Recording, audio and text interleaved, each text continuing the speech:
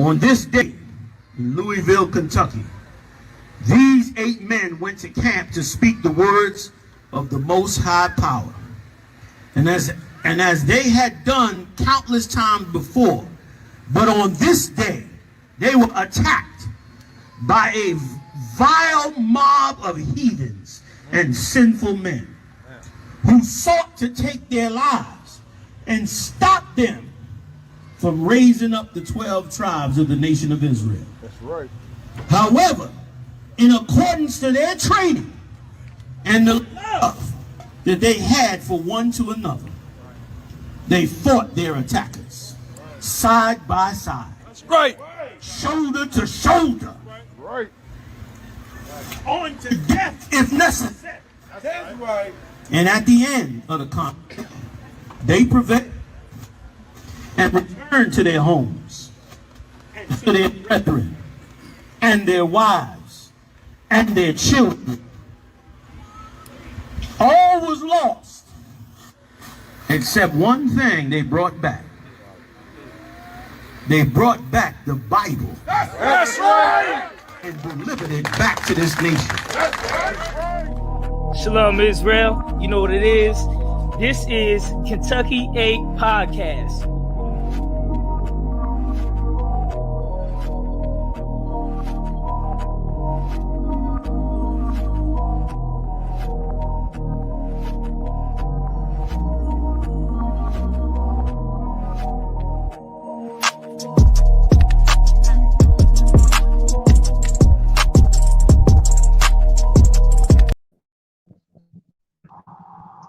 Hey, Shalom, Lord Christ Israel. This is the Kentucky 8 Podcast.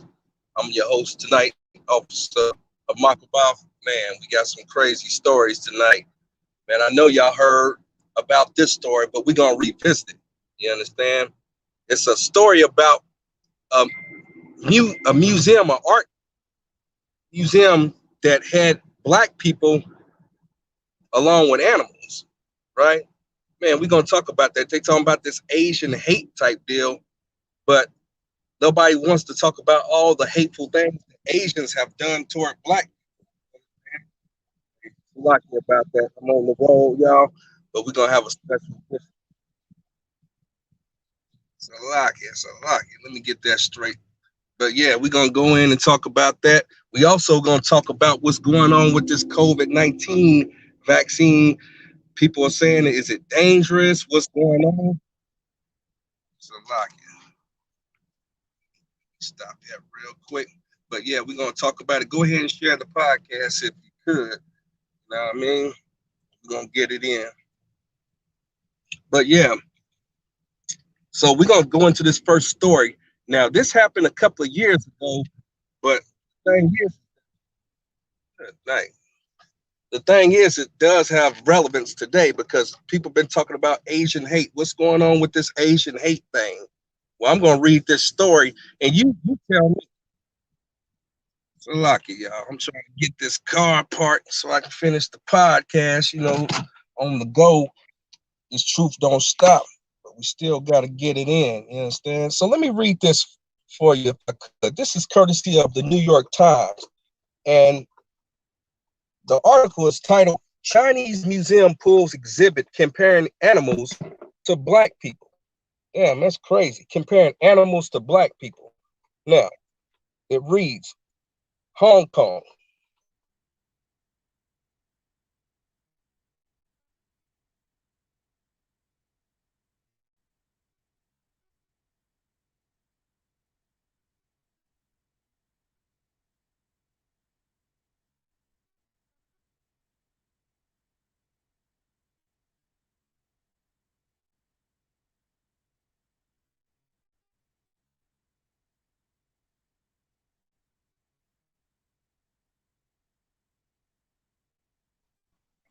Had anybody else did something like that, you know what I mean, they would have really been ridiculed and scolded for it. But because this was Chinese people and they use terminologies like "you're the monkey," "you're the rat," and stuff like that, nobody wants to talk about these things. So if I could, let me finish reading. A section of this is Africa exhibit at the Hubble Vegetable Museum in Wuhan. Good night. This was in Wuhan, the place that they say that the COVID-19 started from, right? Included side-by-side photographs of animals and people displaying similar expressions. One pair including a young boy and a howling chimpanzee.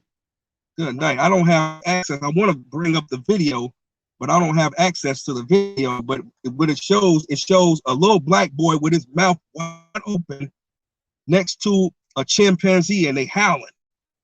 And they're basically saying that the little black boy and the chimpanzee are one and the same. You understand? Now, this is Chinese people doing this. Now, they talk about Asian hate, but when it comes to them displaying hate and equating black people with beasts, nobody says anything about it. You know what I mean? So this is crazy.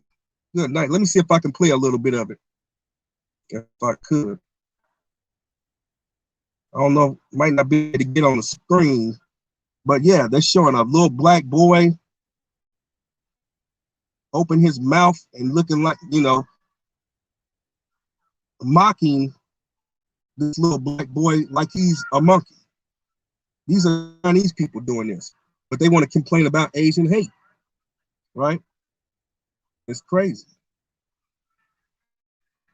Look at that. Y'all might not be able to see it on your screen. So good night. So this is a crazy thing. Now I got a scripture to go along with this. This is the book of Isaiah, chapter 16 and verse 6. And it reads, "We have heard of the pride of Moab." Moab is the so-called race of Chinese people today. He is very proud. He's got to be proud, very proud, to put a picture of a little black boy looking like a monkey, right? Even his haughtiness and pride and his wrath, but his lies shall not be so. These are lies, man. These are lies that depict black people as monkeys, chimpanzees, right? And we and ISUPK Commander Junior Hunter, we're going to dispel all the lies of goddamn heathens on this planet, right? So I think that's enough on that one. Now, if you haven't been under a rock, you know what just happened in Minneapolis, Minnesota. There's been another wrongful death of a white police, killing an unarmed young black man, right? And this is a very sad story of Dante Wright, the 20-year-old black male that got shot in Minnesota at the hands of this female white cop, a veteran white cop, mind you, of 20-something odd years. Now, she claimed that she mistakenly pulled out her gun, which she thought was a taser at the time. Now, a gun and a taser are shaped totally different. They have different things on the weapon manipulated in order for it to work. So there's no way in the world that she could have mistaken that her taser or that her that the gun was actually a taser. There's no way in the world. You understand? It's crazy as hell. We got another man in the building. Shalom, what's going on with it, mighty man?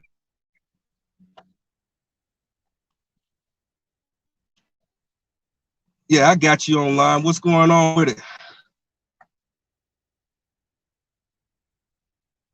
I heard you talking about the, I guess the case up there in Minnesota. Khan, yeah, talking about this case with the young man. Believe his name was Dwayne White, shot by that racist cop. Yeah, we're about to go in on that. I'm gonna read this story. It's courtesy of ABC News, and it's titled "Police: Minnesota Officer Meant to Draw Taser, Not Handgun." The police chief in a Minneapolis suburb where a black man was fatally shot during a traffic stop says he believes the officer who fired intended to use a taser, not a handgun. Now, this is courtesy ABC News, Center, Minneapolis. So, like, if I Or could, Minnesota. sir, Oh, go ahead. kind of the water. Yeah, just that pretense right there lets you know something ain't right with this. You understand? Right. Meant to use taser, but instead you pulled your handgun. Even if you pull your handgun, it shouldn't take long for an experienced veteran cop who deals with these tools every day to realize, oh, I don't have what I'm intending to pull. Like, even when you look at video, just on that part, you see her holding it out. Like it's not like it's right there on her body. She's holding it out saying taser when it's obviously a gun. It's obviously a pistol. So just that pretense, Right. like, I'm gonna let you finish the story, sir, but just that right there let you know she had no good intentions for this brother. She did what she wanted to do. She just got caught. That's all. Damn right. Damn right. And it's so heavy what you bringing out, because think about a mechanic that works on cars. You know, he need a wrench. He don't pull out a screwdriver. He knows, you know, where his tools is in his tool bag. You know what I mean? Right. And if you're not gonna tell me she can't tell the difference between a black gun and a bright yellow taser that they have on different parts of their police belt. You know what I mean? So this kind of con. holy bull. You know what I mean? You're supposed to feel these things. You know what I mean? And I know, because I worked with a taser. I know it's a total different mechanism that you use to charge it up. You got to hit some type of switch to charge it up first. That's totally different from a gun. Kind of con. Oh, go ahead. Salaki, sir. Yeah, but I was just saying that's such a heavy point you bringing out on that, because, like you said, there's a switch you need to hit for to even get the taser to go. Now, I didn't even know that, but me and my little knowledge about handguns and tasers and all that, I do know one thing. I know when I don't have what I want. Like you just said, with the mechanic, they're gonna know. Like I think that they said this woman had 26 years of experience. And even before that, you still putting in work dealing with these handguns and everything else. For her not to realize off the rip, oh, I didn't grab in the right part of my belt, or oh, this doesn't even feel like the taser. That lets you know that she had those intentions. You understand? She just got caught. Like Salaki. I'm gonna let you go into it, sir, but it's just so much that goes into this, sir. Salaki. God, most high Christ. So I'm just reading this article right here. Brooklyn Center, Minnesota. The police officer who fatally shot a black man during a traffic stop in a Minneapolis suburb apparently intended to fire a taser, not a handgun. As the man struggled with police, the city's police chief said Monday. Brooklyn Center Police Chief Tim Gannon described the shooting death Sunday of 20-year-old Dante Wright as an accidental discharge. Wow. Bullshit. Salaki. Kind of hey, straight bullshit. You know what I'm saying? Accidental discharge.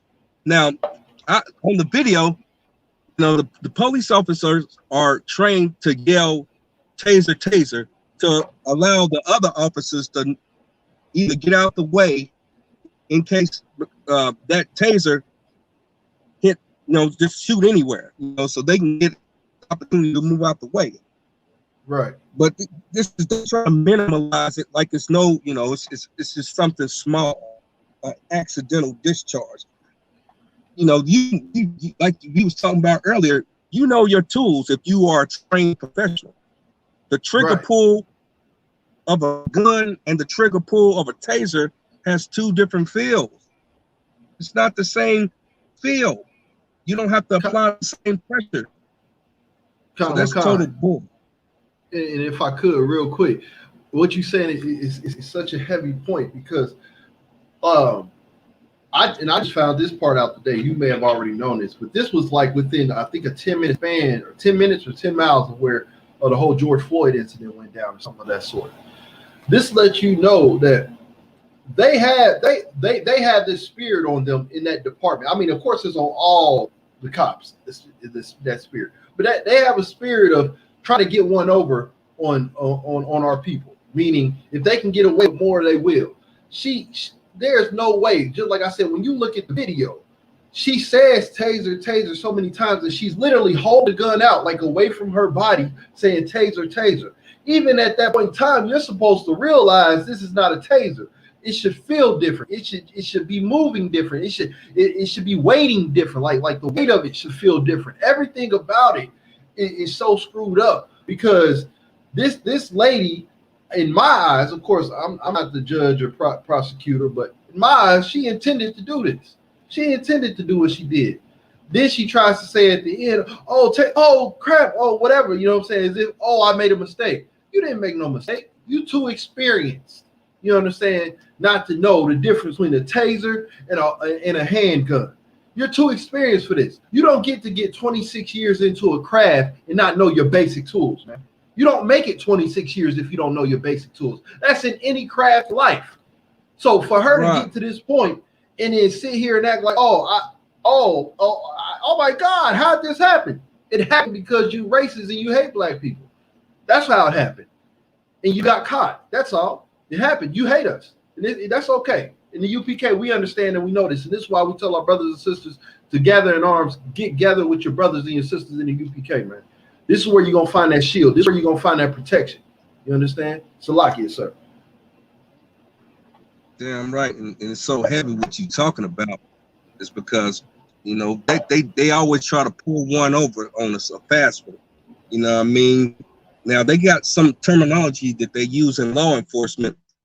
What law enforcement officers do is they got something called the force continuum, meaning that they can meet a certain level of aggression based on the so-called suspect's actions, right?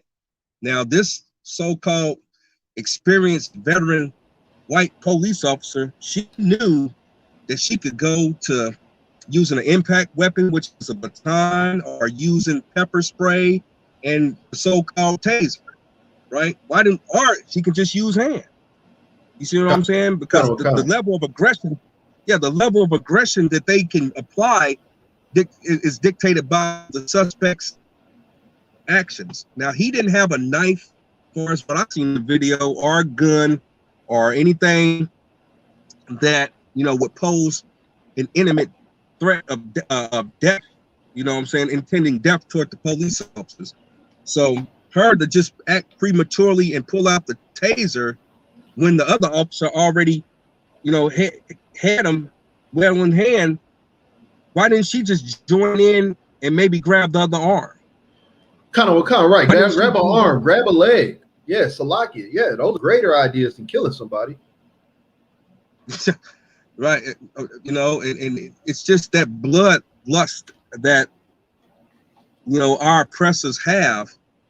Just like I was watching that George Floyd thing. I'm just segue a little bit, but they had the prosecution and the defense attorney, you know, talking to witnesses, and basically this so-called experienced trainer with a police department for many decades. He was basically trying to say that what Siobhan, the cop that, in my opinion, murdered George Floyd, did was justified. Even though he had full pressure, he had his knee on the man's neck. You could see the tip of his foot off the ground, meaning that you got full pressure on a man's neck. Right. You know what I'm saying? It's just, like the scriptures say, they hold themselves not guilty. This is another instance where they're going to say, oh, it was an accidental discharge. Let me get some more on it. It's just ridiculous what's happening with these racist cops and what they're doing to our people. It's ridiculous. But let me get some more on it. So it reads, it happened as police were trying to arrest Wright on an outstanding warrant. The shooting sparked protests and unrest in a metropolitan area already on edge because of the trial of the first of 4 police officers charged in George Floyd's death. And this is a quote. I'll tase you. Taser. Good night. Salakia, sir, if I could. Go ahead, Salakia. Now, when it said, I'll tase you, was this what the woman was saying to him? Or what was this? Kind of Yeah, this is a quote. This is a quote where it's quoted as saying, "I'll tase you." This is supposed to be the female officer's quote of how she was responding to the subject. So now that tells me right there, if she's already put that threat out in there, which I'm sure that's lawful, because I'd rather hear I tase you than I'll shoot you. But if you're putting that out there, then you should be making sure and reassuring yourself that you have the taser. Is that not just like go hand in hand? Like in my mind, if I'm saying I'll tase you, I might even take a second to look at my taser, put my hand on my taser to say I'll tase you before I even take it out. So how does she get to a point to where not only she does this, she makes the threats, she puts her hands on it, she actually takes what she thinks is the taser out, extends her arm, says I'll tase you, or tase, meaning now she's warning the other officers, and still not get to a point to realize that you have a gun in your hand. Like how slow do you have to be not to realize these things? Like this, to me, that just incriminates her more. It says, so you gave the warning, you showed the threat of possibly tasing, you got to a point to where you so-called took this taser out, you extended your arm, you gave the code to the rest of the officers, tasing, meaning I'm about to tase him, and through this whole process, you didn't realize you had a gun, but you've been on our force for 26 years. Makes no sense. It's like it. Makes no sense. No excuses. That's such a heavy point that you're bringing out, because that's what I was thinking. She just spoke a whole sentence before she acted. That's just like, this is common sense. That's even a child eating spaghetti, right? A child has a fork. The child is going to manipulate that fork to make sure that the fork goes into its mouth, right? Not a knife. You don't, roll spaghetti up with a knife. She knew what tools she had. She just wanted to, she probably about ready to retire. I'm arriving to a conclusion now, but she might be ready to retire. Feel like, well, I'm gonna get my pension regardless. Because matter of fact, if I could, I don't know if this is in the story. Supposedly, she and the police chief of that department has resigned. They already resigned. Yeah, they resigned already. I don't know if it's in the news story below, but what I'm saying is that it's common sense. Like you said, you're going to check out and see what you're actually using, what tool you're actually using. Even a child knows not to take a knife or take a spoon to try to eat spaghetti. You're going to have the right utensil. If I could. Go ahead, Salaki. No, Salaki. So even with that, like you said, they're resigning. Now, in my eyes, and I could be wrong, but in my eyes, that incriminates you more. Because let's just say this. Let's say she did everything by the book and she was justified in shooting his brother. Why resign? You should fight that so you can show how you were justified in shooting this brother. Meaning, no, this was not just another cop shooting a black man. I gave every warning. I gave warning shots. I tased him. We threatened him. He did this. He came at us with this, and we had to shoot him, or whatever the situation was, if you were in the right. But when you know you're wrong and you already put in these many years, instead of it coming back on you tenfold, you might as well go ahead and resign. Maybe retirement's probably next, and get whatever you can get out of this, because you're wrong. That they know they're wrong. They just don't want to get caught being wrong. That's all this is, and it's not going to change. This is the bad part. This falls on us as a people. It's not going to change because we march. It's not going to change because we protest or we go outside the police station and hold up signs all dang on day and night. It's only going to change when we change as a people. This goes into the curses that we are going through as a people. We done tried marching, protesting, coming together, funding police brutality, funding Black Lives Matter. We done funded everything. When are we actually going to fund the right to keep the law, statutes, and commandments of the Most High God? Meaning actually doing it. When are we actually going to do that? Because that's the only thing our people haven't tried over here in America. Obeying the Most High in Christ, who put us in this predicament because we were disobedient.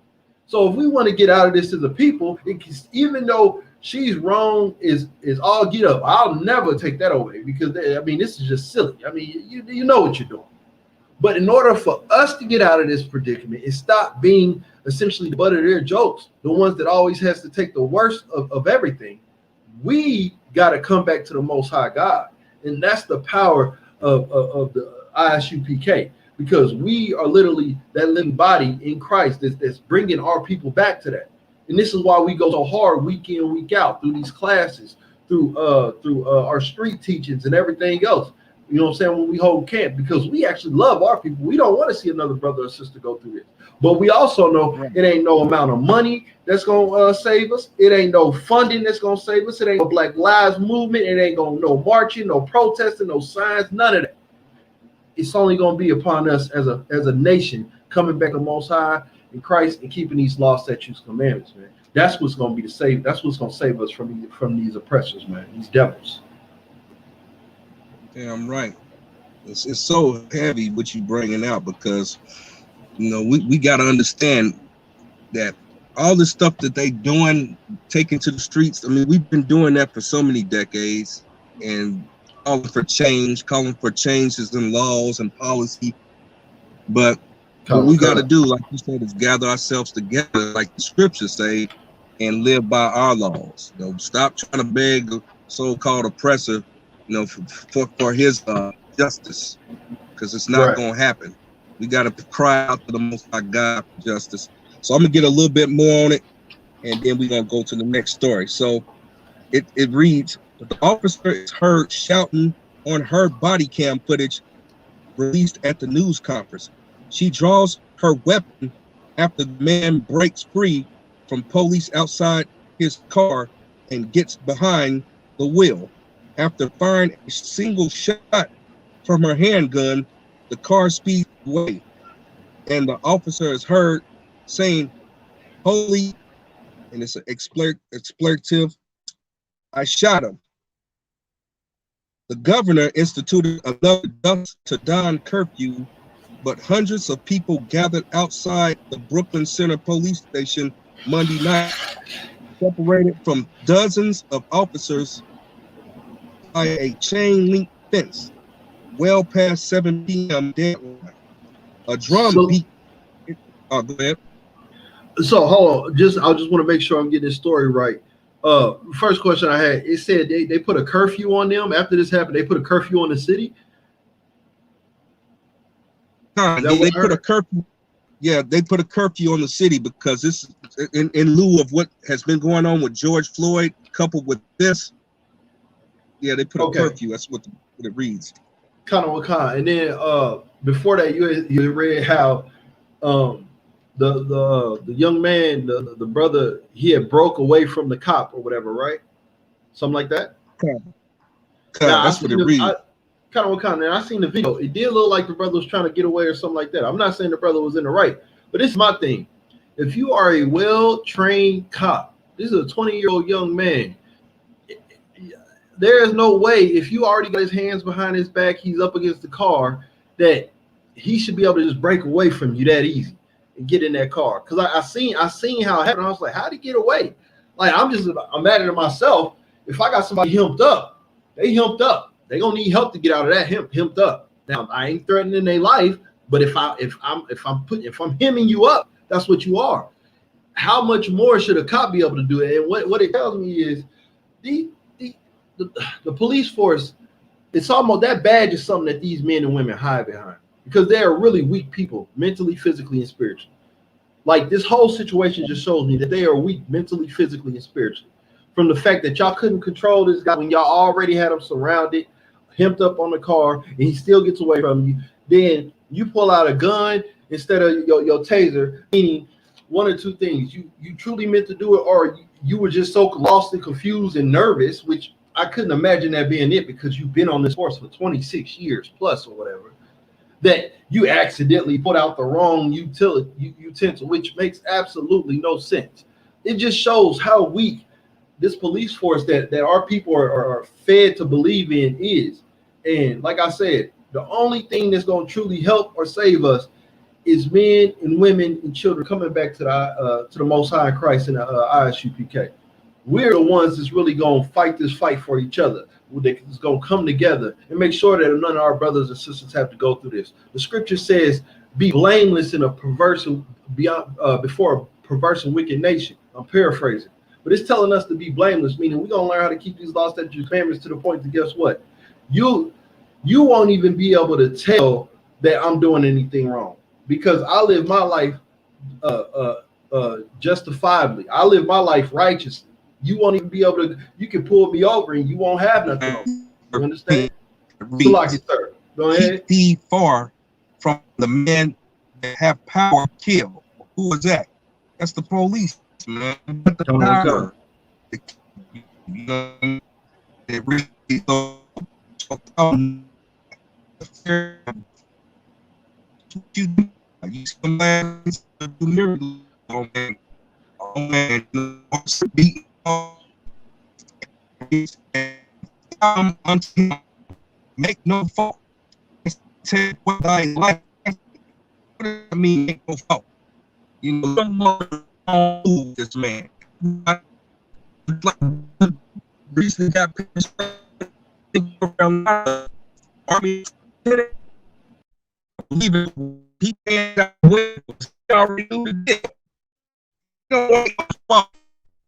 You know,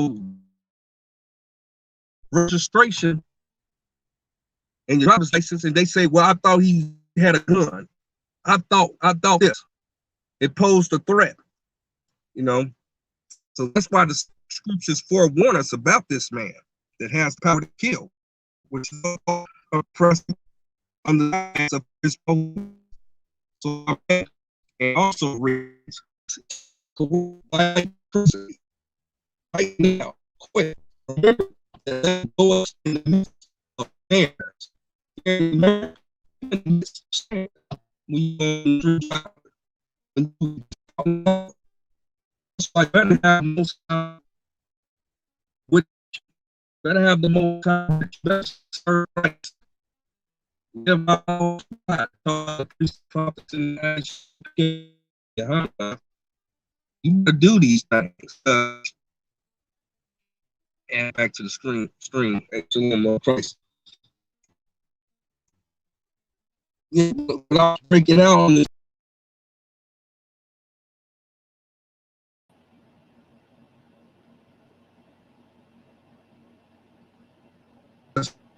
Scripture.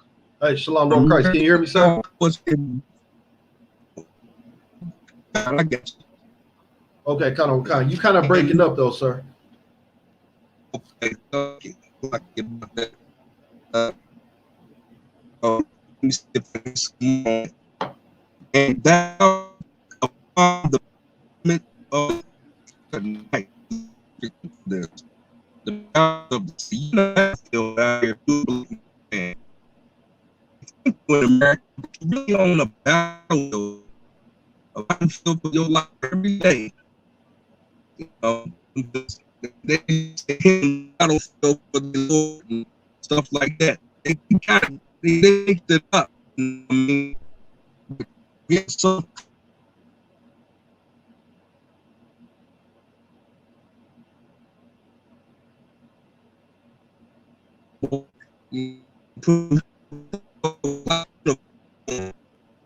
You are, man.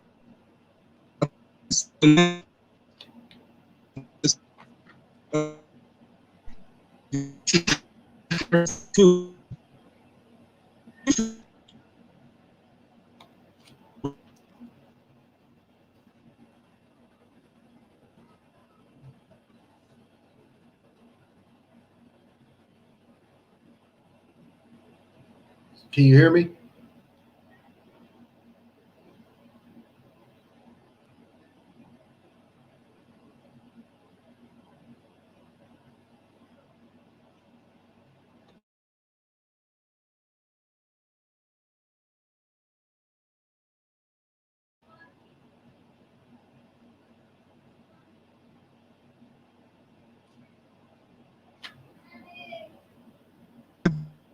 Back, and it's worth millions.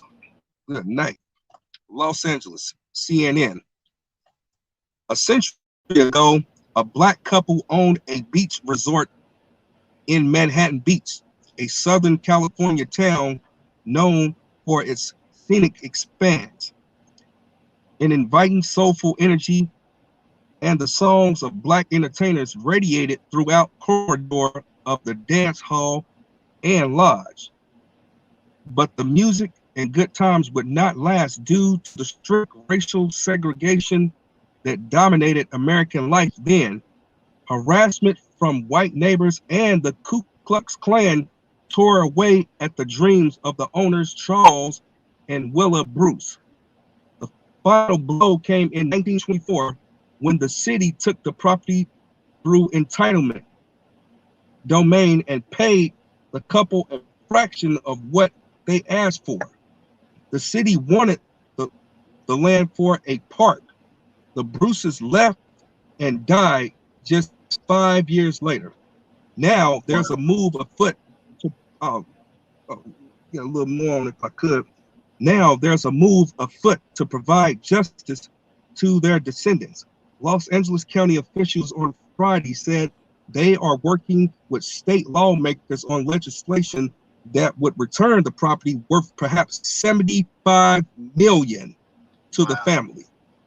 Good night. And if I could, real quick, that's just a small example of how these Edomites, the oppressor, has gotten most of the land that they gotten over here. Most of the time, they just took it, raped, robbed, and killed. But other times, they gave a small percentage. And I've seen other cases with this happen throughout history, especially around that time period, within a 20-year span of that time period, where, you know, Black people, we have something good, something that we can build on. And here comes these oppressors, the KKK, whatever they call it, the KKK. And it's sad that now we get to modern day. And imagine if, you know, this family was able to build that up. That might have helped. You know, you don't know how many families today. How many? Guess what? You don't know how many hoods, because that family could have built that up and gave that generational wealth down, and now they can help out other families, other Black communities, and that could spread. Well, imagine if they'll let us keep our stuff, but they wouldn't have to worry about, you guys only want to live off the government, or you guys don't ever want to work. Every time we work for something in this country, y'all make sure y'all tear it down and reap the benefits of everything valuable of it. Why would we want to work for that? That makes you're right. We don't want to work for that. But guess what? Before you guys, we had no problem working for ourselves to build each other up, to help each other out. You know what I'm saying? I hate to hear a story like this. Salakia, sir. I just had to bring that out if I could. Damn right. That's so heavy. And particularly about this story, this is just one particular incident. Think about in the South when all those Black families had land and plantation and sharecropping and different things like that. What happened with their land?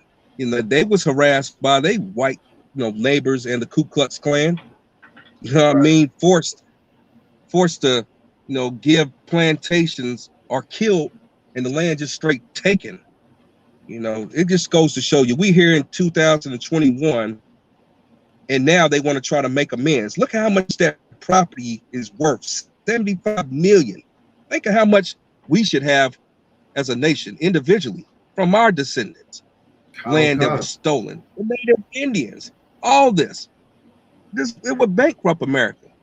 It would absolutely bankrupt America. That's why they want to keep us ignorant of our identity. They want to keep us ignorant of our God-given rights.